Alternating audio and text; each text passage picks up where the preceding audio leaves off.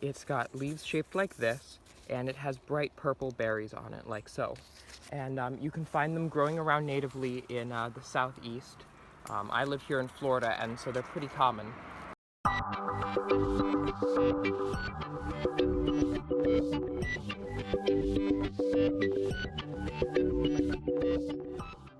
So as you can see, over across the road there is a golf course, and if we go ahead and turn around, you'll see that we've got woods here, and we'll see if you can spot the beautyberry plant.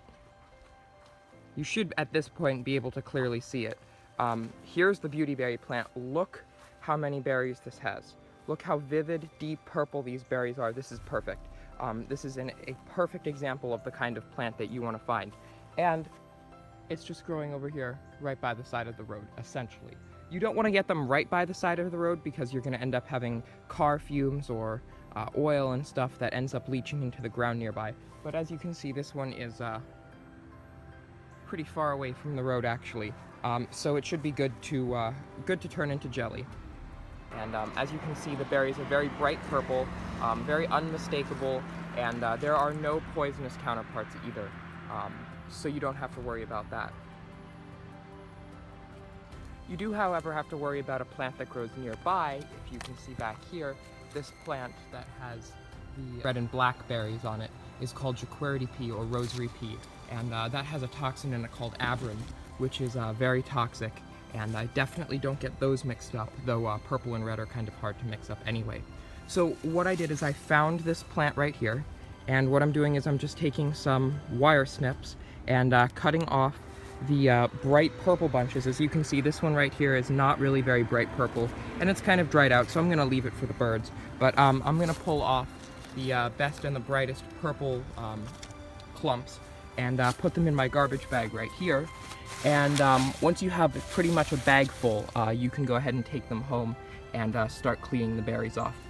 Okay, so the next step here is to take all of the purple beautyberries off of the stem, and you do that just by running your hands over them and knocking all of the berries off. And here I've got a box right here that I'm collecting all the berries in, and another container over here for the stems that are done.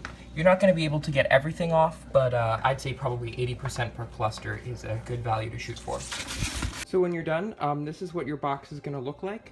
As you can see here, we've got a whole bunch of these beautyberries, and some of them are still in clumps like this, and I'm sure there's plenty of bugs left in here too, but that's not a big deal, because the next step is we're going to boil them. And I'm going to go ahead and just rinse them off to try and get as many bugs out as possible before I boil it. But the whole idea here is not that we're going to actually take this beautyberry material and use it in the jelly. We're not pureeing it or anything. We're basically just making a tea by boiling the berries in hot water.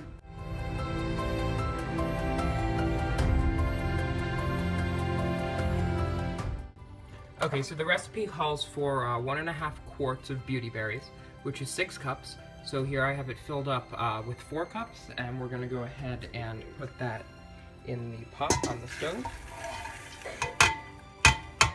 like so. And then we're going to go ahead and add the additional 2 cups, and then we're going to cover with 2 quarts of water, or 8 cups of water, and bring that to a boil. We've got the water boiling here, and if we scoop out some of the beautyberries, you can see that they've lost most of their color. This means we're pretty much done making the tea, and we can move on to the next step, which is straining the beautyberries out. When you're done straining out all of the beautyberries from the rest of everything, you'll have a clear tea that looks something like this. It should be a pretty dark red or purple. One step that I forgot to mention, because we're here currently in the bottling phase, is that you're basically just going to follow the instructions on the website link that I'm going to post in the description. All I did is I took 3 cups of the tea that I made and brought it to a boil, added 1 pack of Sure-Gel, and after that brought it back to a boil, added 4.5 cups of sugar, and now I'm spooning it into sterilized glasses just so that I can put the lid back on and hopefully get the seal to suction back in place. So that's pretty much it. So once you're done filling it into the jars, make sure you put the lids on tight. That will help allow the air to seal.